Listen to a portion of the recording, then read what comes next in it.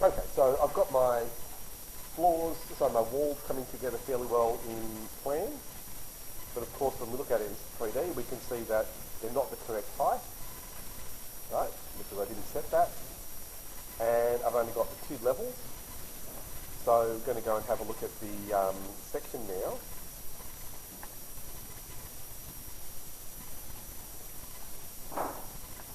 Which is 15. Yeah. Okay, so the section, doesn't matter which section, I know there's another one. They give you the levels there. And you've got all the existing floors. All you need is those existing floors, the black ones. And so the base, you can see, is actually above, it's higher than 0. So do you know what that means? When you see a level like that, where are they measuring that from, do you think? Yeah, but 11 metres. It's 11 metres. So would the ground be 11 metres below that, do you think? Probably not. 11 metres is quite high. And I remember that one because I've got a building next door to me that's exactly 10 metres high. And I've always got a good visual reference for that. Big, 3-storey building right next door to me. Like what? No, they're not. No, 10 metres is high, that's what I'm saying. So this building next door to me is nearly 4 stories high. So that's about 10 metres. Really, it's about 3 stories is 10 metres. So that's high. 11 metres is nearly 4 stories. Probably taller than this building. Or about, no, sorry, not quite as tall, but, 10 metres would be from here to here. No, not necessarily. No. It means something else? No, it's correct. So what it means, when you see a measurement like that, essentially it means it's from sea level. Yeah, so it's called AHD, Australian Height Datum. They probably should have put AHD there, but it's assumed. Most people would know that. If they see a measurement like this, they would know that it's from AHD. Then, again, Australian Height Datum. They might even have a note about that on the drawing somewhere. They usually would. One of those things. Again, when you're super famous architect, you can get away without these things.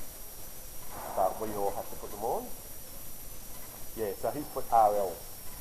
Okay, that's a bit of a mistake. But again, lots of people do it. RL means reduced level. So when you use that term reduced level, it really should be taken from somewhere else, and it's not meant to be AHD. But most people don't know that, and so when they say RL, they mean AHD. And that's very common. So here again, finished floor level, FFL, that's the level we're using, but the FFL level is from AHD, Australian Height Datum, and so again, Australian Height Datum is pretty close to sea level. Why do you think they didn't just use sea level? If that's what they're trying to measure from. What's the problem with sea level? It moves, it changes with the tides. So they can't use sea level, even though we're trying to use that as our base. Because it changes, they've got a fixed height, there is a measuring point, and again, that's close to sea level, but it's static, so we can always rely on that. And so when you see measurements like this that look like they're too high to be from the site itself, you can just assume that it's AHD. And in that case, it's not a bad idea to use that measurement in Revit.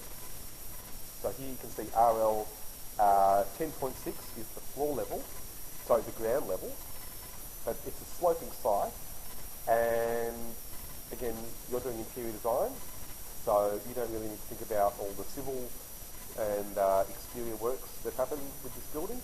So we're just going to assume that the ground floor is flat, and that the ground outside it is pretty much flat as well, even though you can see that it slopes.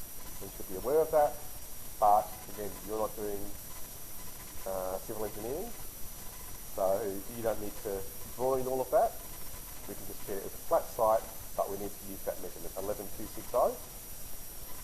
Yep, much easier to do. Otherwise, you're going to have to do some maths and calculate the distances between these levels, and we don't want to do that. We just want to put it in. So, well, we can if you want to, but we don't need to. So, okay, so 11260.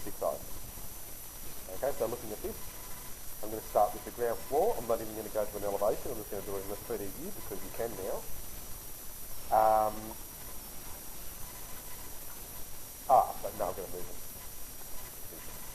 So I'll do the level 1 height first, right? Because if I do the ground floor first, oh no, it's okay. I'll do the ground floor first and I'll do level 1. Doesn't really matter. So, it's a bit confusing. So the bottom level is going to be 11260. So that's the ground floor. So I can select it here, click on the number, and then type in 11260. Enter, and notice it takes the walls with it because we drew the walls on that level. Right? This is one of the best things about Revit. You don't need to be too fussy about the setup of your levels initially. As long as you set the right elements to belong to the right level, you can pretty freely move your levels afterwards. And that's always going to happen because when you go and build things, one of the most important things you set out on site is your levels. And you often don't know how to set those out until later in the project, so you just set them up roughly initially and then you fine-tune them as you go further. Yeah, that'll make more sense when you start looking at construction, but for now, I'm just typing in the measurements, and this level, again, it's called level 2, but for us it's going to be level 1, 15745. Okay, so we make level 1, 15745, enter. But now to go any further, I'm going to go to an elevation, so south would be okay, and then draw some more levels. And notice that there is a bit of tidying up to do. This is why it's not a good idea to go too far with your plans before you've done some work with your levels. Because notice how the reference planes are still down where they were before, and I can stretch those.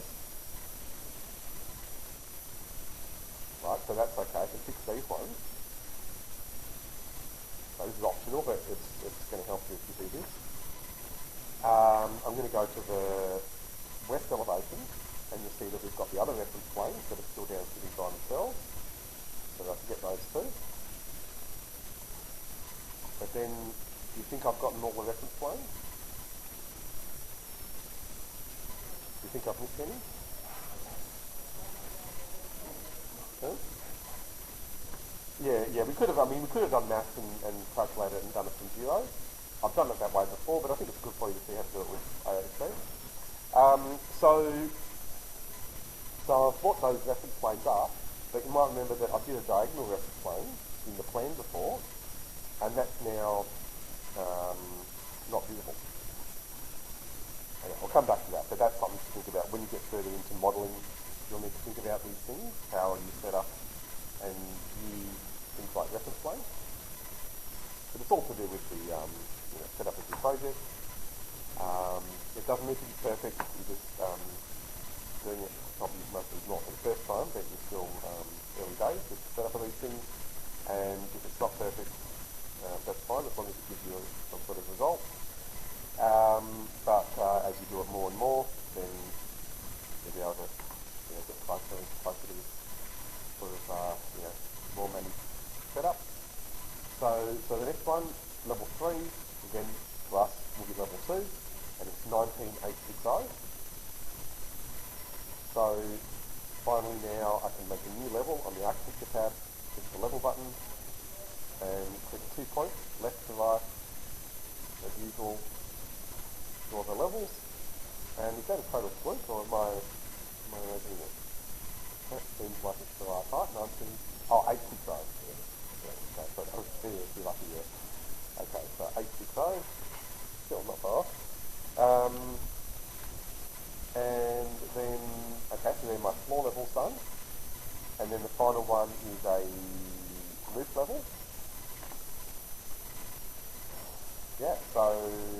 So that's the top of the roof. Just remember that. This is a level to the top, not the bottom of the roof. So 24155. Again, level tool. And then 24155. And then one more level. So anyone who's brave and gets what that last level is for? Kind of, yeah. It's close to that. So technically though, it's the parapet. Okay, so the panels are close to that. That's the panels, or the support, and then the roof is down here. So this is actually the top of the wall, which is called the parapet in this case.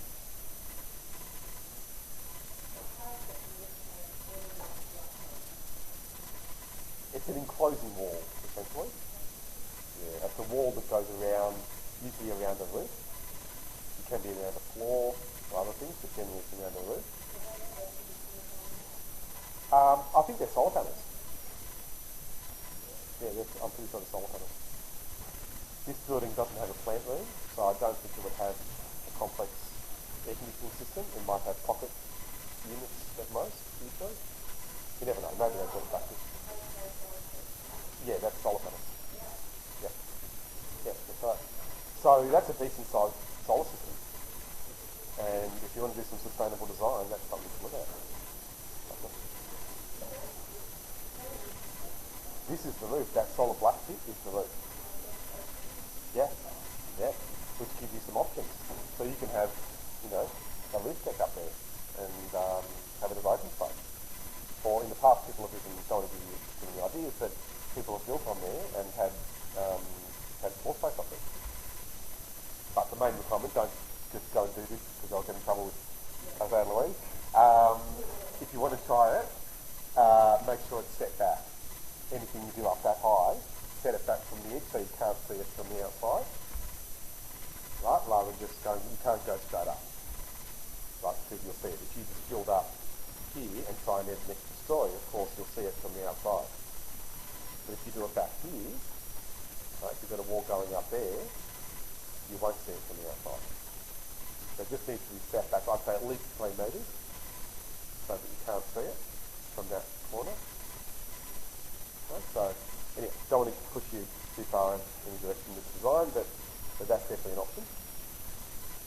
And so the last height was something 25.7 to 5,700. Yep, so it should be close to the previous level, there we are. And so then I'm going to make it easier on myself and give these levels more meaningful names. So the last one will be parapet. What do you say here? Yes, always say yes if you're not sure. Generally you say yes to these questions. A couple of you say no, but this one, yes, just say yes. And then this one is the roof. Oh, but then there's real tricky. So that's the roof, and I'm going to call it roof. But now, if you look in the project browser, notice how parapet is before roof, even though the parapet is higher than the roof, because it puts it alphabetically.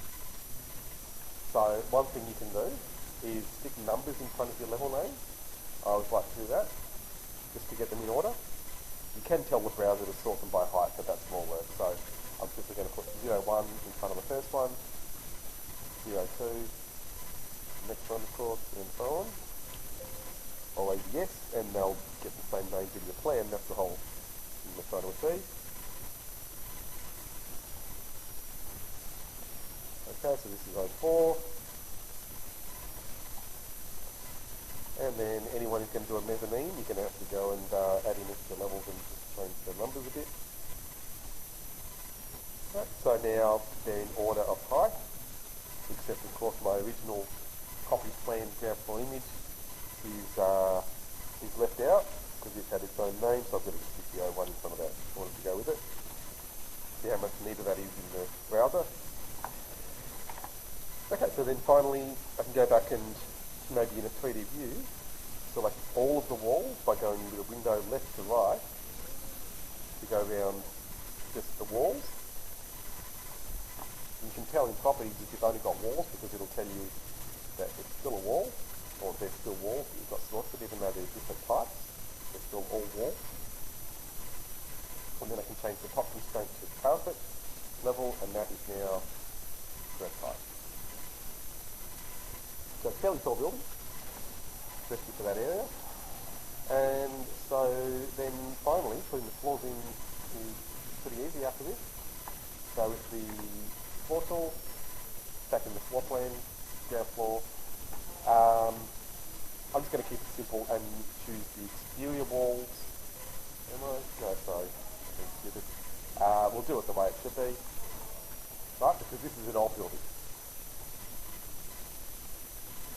In new buildings, it will be normal to put the floor slab all the way to the edge of the walls because the slab would support the walls. But in older buildings, it's actually normal to be the other side. So we'll do that, and I'll show you how to make it look better. This and yes, I'm just going to keep the inside edge, keep it simple. And so here I've left that part out. We can always add that again. You can pick walls 1, 2, 3, and then just get there. Well, it's a bit tricky because I've already picked this wall, so you can't pick a wall twice. So can you see? Oh, I do need to get another edge there. So if you can't use pick wall, you can use pick line, one next to it, or you can just draw a line. So you sometimes have to do that, even if you're drawing on the edge of the wall. So now we've trimmed the corner, join these together. What have I done? Going the wrong way. There we are. And that's my finished shape. Except I've got to move. There we are. So does that make sense?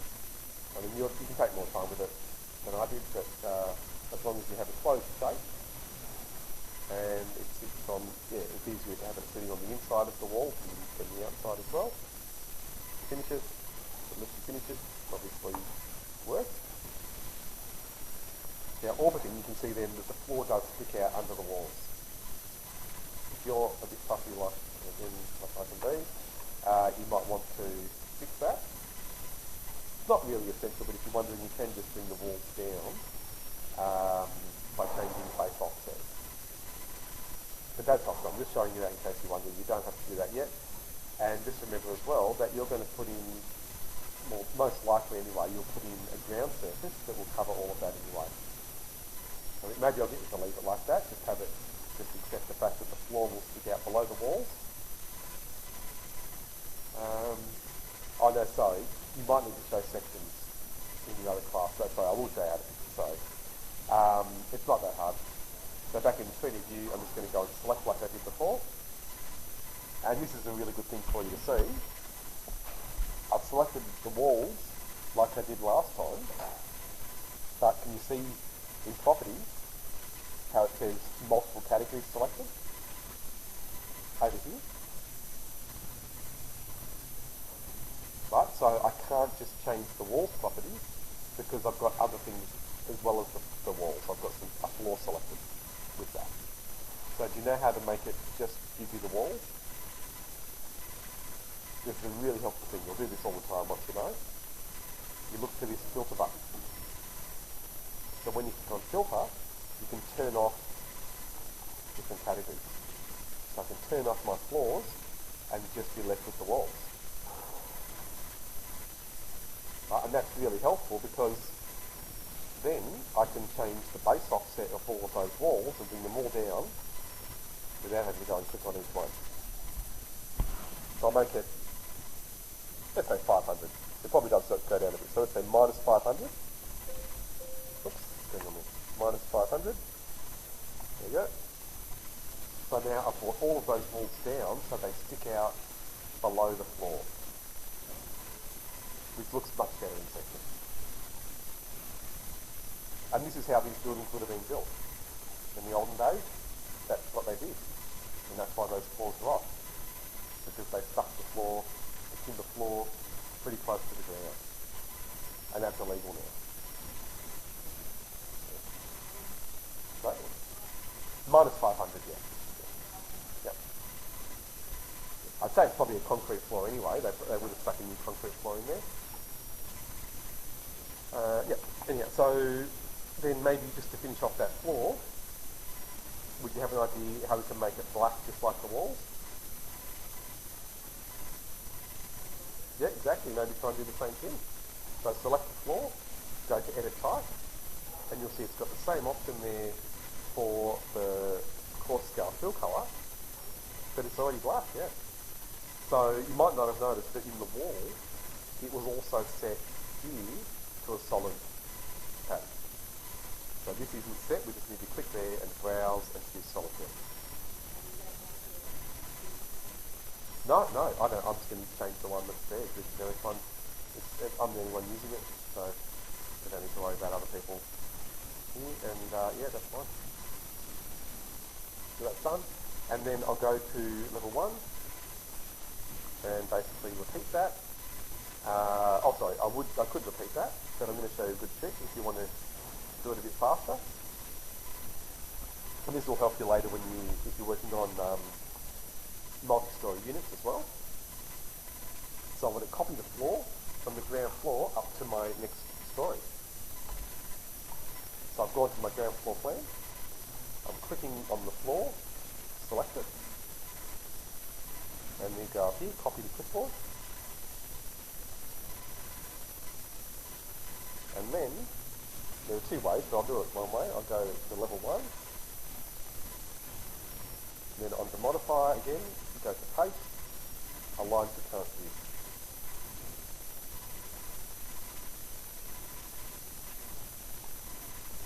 So that copies it to level 1, and I can just repeat that to level 2. If you're looking at last year's video, you might see I did it slightly differently.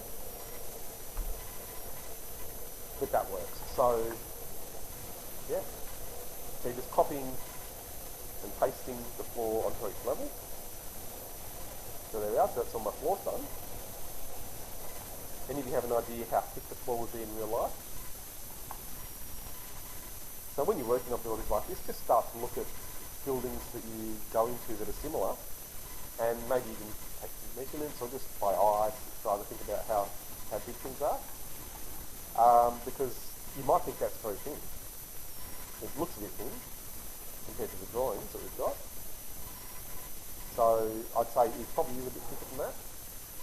But I know from experience, having done a few buildings about this size, it's not far off. 150 is pretty close to the real thickness, but again, just to make it look like the other drawings, you might beef that up later to about 250. But for now, 150 is okay. And then we've got to put a roof on. So, okay, if I go to my roof level, now I could show you lots of tricks and show you how to get that floor shape into the roof as well, but I think I'll just go and make a new roof instead. So it's good to just practice with that if you're still getting used to it. So roof buckle print. Oh, roof buckle print. So that's the normal roof tool, the first one under roof. So roof buckle print. And I think I will leave it on generic 400mm. That's a big, thick roof.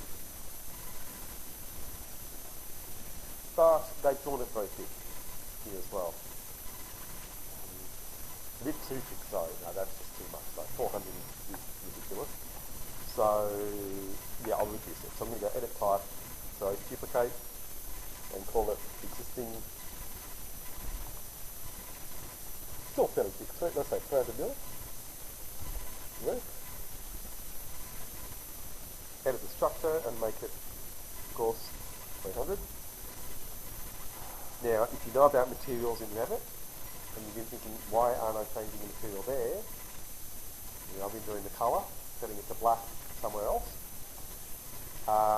Don't worry, we're going to go into materials later, but that's a different thing to what I've been doing.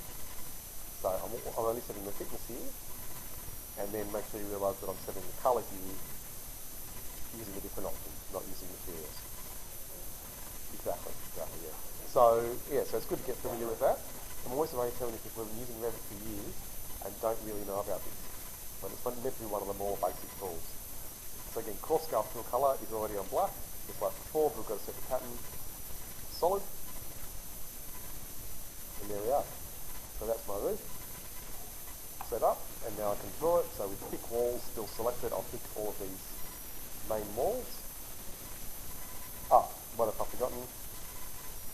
I went to do it before, but I forgot. See how I've got a slope on these different sides? I don't want that, so I'm going to undo easy just to undo, go back, there we are, and make sure you don't undo too much. You have to do it like me because you want to keep the roof tight, so I haven't undone all of it. So back to thick walls, and then this time I'll remember to turn the fine slope off. Because it's a flat roof, we don't want any slope. And now just pick those edges. And then this one, and these three, begin to get that edge on the back of this wall. I can't use thick wall because I've already picked that wall. So instead I need to draw a line, a thick line, and draw over that wall. And then I've got enough lines to use trim the corner now and join all of it together. And it's another closed stroke. There we are. Finished. And then the last thing, this will be the very last thing, then give some time to do it. Get a look in section to see how that roof height is being measured. Because this is how Revit does it, and it's actually how most people would do it. You measure to the bottom of the roof. But in the drawings, they've measured to the top of the roof. Which is actually fairly common as well for flat roofs. But for other types of roofs, you normally wouldn't measure to the top. And they have, mostly because it's a flat roof. So we want our roof, the top of our roof, to be sitting in line with the level, in other words. Yeah, you can, there's lots of tools you can use, but here probably move this here, here's one. You can change it in the roof, so you can, there's a few ways. So, yeah, well, a line would work, move would work. You can also select the roof and then in properties, type in here, you've got base offset, so we can type in, we know it's 300 thick, so we make that minus 300. That would move it down. But also, if you select the roof and click move, that does the same thing, and then it just puts that in for you. So it's up to you, there's a few ways. As long as the top edge of the roof lines up with the level, then it's correct. There we are. So that's the shell of the building. It's got to get the openings in, and it's going to start to look like the real thing. But anyway, I'll give you some time to try those things, and we'll do the windows. I think I'll do the windows later.